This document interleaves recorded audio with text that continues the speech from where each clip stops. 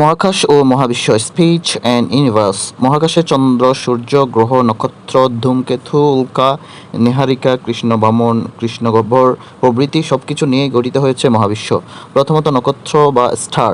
যেই সব জ্যোতিষ্কের নিজস্ব আলো আছে তাদের বলে নক্ষত্র। চাঁদ নক্ষত্র নয়, উপগ্রহ, কিন্তু সূর্য একটি নক্ষত্র বা স্টার।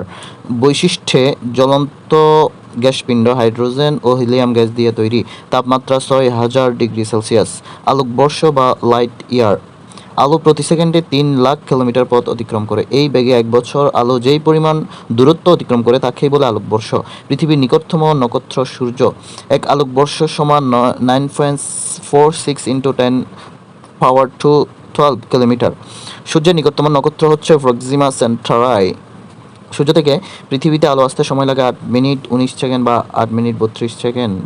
প্রক্সিমা সেন্টারাই থেকে পৃথিবীর দূরত্ব 4.2 আলোকবর্ষ বা 38 লক্ষ কিলোমিটার প্রায়। নক্ষত্রমণ্ডলী। মেঘমুক্ত আকাশের দিকে তাকালে কয়েকটি নক্ষত্র বিশেষ প্রকৃতি মিলে জোট বাঁধাকে বলেই নক্ষত্রমণ্ডলী। উল্লেখযোগ্য নক্ষত্রমণ্ডলী হচ্ছে সপ্তর্ষিমণ্ডলী, কালপুরুষ, ক্যাসিওপিয়া, লঘু সপ্ত, বৃহৎ কুকুরমণ্ডল ইত্যাদি। গ্যালাক্সি। গ্যালাক্সি মহাকাশে গ্রহ, নক্ষত্র, ধূলিকণা, ধূমকেতু, বাষ্পকুণ্ডের মতো বিশাল সমাবেশকে বলে নক্ষত্র জগৎ বা গ্যালাক্সি। আকাশে গ্যালাক্সির সংখ্যা 100 বিলিয়ন। 1 বিলিয়ন সমান 100 কোটি। বেশিরভাগ গ্যালাক্সি সর্পিলাকার ও উপবৃত্তাকার বা বৃহৎ আকৃতির। নীহারিকা বা নেবুলা।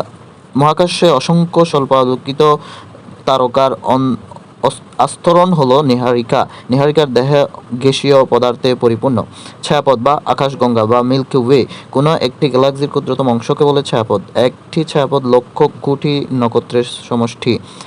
অন্ধকার আকাশের দিকে এদের দেখায় উজ্জ্বল দীপ্ত দীর্ঘ পথের মতো। শীতকালে রাত্রিবেলা পরিষ্কার আকাশের দিকে লক্ষ্য করলে দেখা যায় উত্তর দক্ষিণে বেশ বড় পরিসরে যুক্ত তেজদীপ্ত স্বচ্ছ দীর্ঘ আলোরেখা। তারকা খচিত এই আলোর পথই হলো ছায়াপথ। নতুন আবিষ্কৃত কৃষ্ণগহ্বর হচ্ছে GIAIA BH3 উল্কা বা মেথিওর। রাতের মেঘমুক্ত আকাশে অনেক সময় মনে হয় যেন নক্ষত্র ছুটে যাচ্ছে বা অনেক নক্ষত্র খসে পড়ল। এরা আসলে কোনো নক্ষত্র নয়, এদের নাম হলো উল্কা।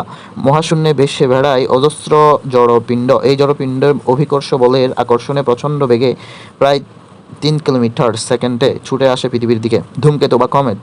মহাকাশে মাঝে মাঝে এক প্রকার জ্যোতিষ্কের আবির্ভাব ঘটে যার একটিমাত্র লেজ আছে। এইসব জ্যোতিষ্ককেই বলে ধূমকেতু। আকাশে এক অতি বিস্ময়কর ধূমকেতু হচ্ছে বা জ্যোতিষ্ক হচ্ছে ধূমকেতু। হেলের ধূমকেতু একবার দেখা যায় 1759 সালে। প্রতি 76 বছর পর পর দেখা যায়। হেলের ধূমকেতু আবিষ্কার করেন জ্যোতির্বিজ্ঞানী এডমন্ড হেলি। সর্বশেষ হেলের ধূমকেতু দেখা গেছে 1986 সালে। পরবর্তীতে দেখা যাবে 2062 সালে। গ্রহ বা প্ল্যানেট। মহাকাশে কতগুলো জ্যোতিষ্ক সূর্যকে নির্দিষ্ট সময়ে নির্দিষ্ট পথে অতিক্রম করে, আর এদেরকে বলে গ্রহ। নিজের কোনো আলোক বা তাপ নেই গ্রহের। গ্রহসমূহ সূর্যকে কেন্দ্র করে আবর্তিত হয় মহাকাশ বলের প্রভাবে। সৌরজগতে গ্রহ হচ্ছে 8টি: বুধ, শুক্র, পৃথিবী, মঙ্গল, বৃহস্পতি, শনি, ইউরেনাস, নেপচুন।